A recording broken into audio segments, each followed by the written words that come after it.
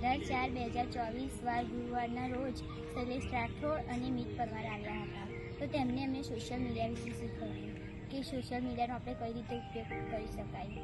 તેમને અમને શીખ્યું કે સોશિયલ મીડિયામાં આપણે કઈ રીતે બિઝનેસ કરી શકીએ.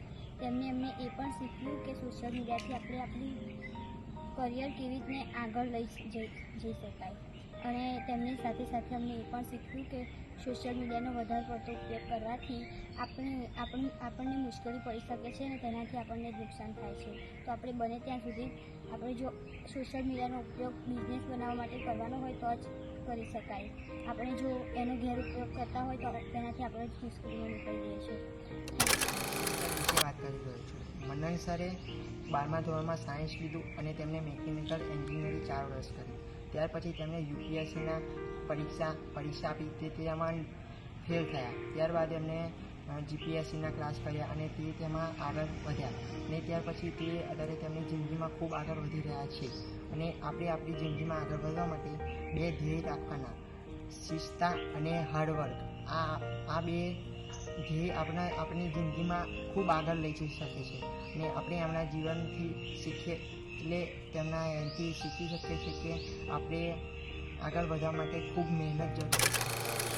We had a Dr. Sneha as a resource person. Her topic was a human sexuality. She taught us about how we can take care of our body. I am grateful to Dr. Sneha for teaching the importance of human body. પૂર્ણ સમયે અર્પિત sir જો એક voice artist છે, તેમણે અમારી સમક્ષ અવાજની ગુણવત્તા, ચોક્કસાઈ અને શબ્દોની સમજ વિશે જીવટપૂર્વક સમજૂતી આપી હતી. અને સારો વોઇસ આર્ટિસ્ટ બનવા માટે વાંચન ખૂબ જ જરૂરી છે અને તે વિશે જણાવે છે કે કેવી રીતે આપણે સૌથી વધારે વાંચવું અને તેથી આપણને સૌથી વધારે સારો વોઇસ કાઢી શકાય છે. હું આજે ધીરન સર વિશે બોલવા જઈ રહ્યો છું, કેમ કે જે બાબત એમને શીખવાડી તે કોઈ બી નહીં શીખવાડી હતી કે સરકારી નોકરી કઈ રીતે પ્રાપ્ત કરવાની. તે પહેલી 3 બાબતો અમને કીધી હતી. તેમાં 3 બાબતમાંથી પહેલી બાબત આ હતી કે સમયને માન આપવો, બીજી બાબત શિસ્ત રાખો અને ત્રીજી બાબત જે કોઈ કામ કરો તે શ્રેષ્ઠથી કરો. એ 3 બાબત અમને શીખવાડી. તો આભાર માનું છું. To give thanks, one of research person, Anil sir. He came in our camp on 23rd April and he taught us about how to become a good spokesperson. And from his talk, I learned that how to give an excellent speech. તારીખ 24 April 2024ના રોજ હર્ષદાભી, રાજાભાઈ અને ભાવેશભાઈ આવ્યા હતા. રાજાભાઈએ અલગ અલગ instrument વિશે શીખવાડ્યું હતું કે કેવી રીતે આપણે વગાડીને કંઈ પણ કામ મેળવી શકીએ. તેમજ હર્ષદાભી આપણને રિયાઝ કરીને કેવી રીતે આપણે સારો અવાજ નીકાળી શકીએ તે વિશે શીખવાડ્યું હતું. અને ભાવેશભાઈએ તેમનું કરિયર ડાન્સમાં કેવી રીતે બનાવ્યું તે વિશે જણાવ્યું હતું. 6th April, Benedict Solanki sir came in our spoken English camp. He taught us about PSI, UPSC and GPSC exam and he also motivated us. And from his talk, I learned about how can we clear these all exams.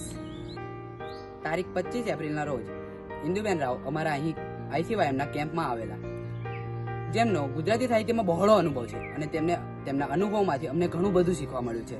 તેમને અમને વાર્તાઓ કઈ રીતે લખવી, કઈ રીતે ગુજરાતી સાહિત્ય લખવા તેના વિશે પર ઘણી સમજ આપી છે, જે મને ખૂબ પસંદ આવી છે.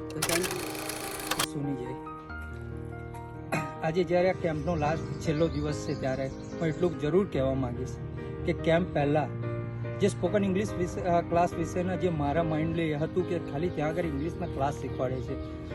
જ્યારે ઘરે આવીને બાળકો મને જે કહેતા હતા કે ત્યાં આગળ વ્યક્તિત્વ ઘડતર અને દરેક જાતના એમને નોલેજ મળતા હતા, તો તે બદલ હું આજે એટલું તો કહેવા માંગીશ કે આજે કેમ્પ પત્યા પછી જ્યારે અહીંયા આગળ આવીને મેં જે વસ્તુ જોયું છે, અહીંનો જે માહોલ જોયો છે, અહીંયા આગળ જે ફાધર્સ છે, બ્રધર્સ છે અને ત્યાં આગળ સહયોગીઓ જેટલા એમને પાછળ મહેનત કરી છે. આજે મારા છોકરાઓને મેં ઇંગ્લિશમાં બોલતા જોયા અને હું એટલો પ્રાઉડ ફીલ કરું છું કે છોકરાઓએ જે રીતે કડકડાટ ઇંગ્લિશ બોલ્યા કે આજે એમનો કોન્ફિડન્સ લેવલ બહુ હાઈ થઈ ગયો છે. એ માટે હું ફાધર એડવિન તથા બ્રધર્સ તથા અહીંયાના સપોર્ટ સ્ટાફ દરેકનો હું આભાર માનું છું અને દરેક લોકોને નમ્ર વિનંતી કરું છું કે આવા કેમ્પમાં આપણા બાળકોને મોકલો, જેથી કરીને એમનો પ્રોગ્રેસ વધે, એમનો સર્વાંગિક વિકાસ થાય અને માનસિક વિકાસ થાય અને એ પોતાના છોકરાનું મનોબળ ઉપર જાય તે માટે અહીં આગળ આ કેમ્પની અંદર મોકલે તે હું સૌને વિનંતી કરું છું.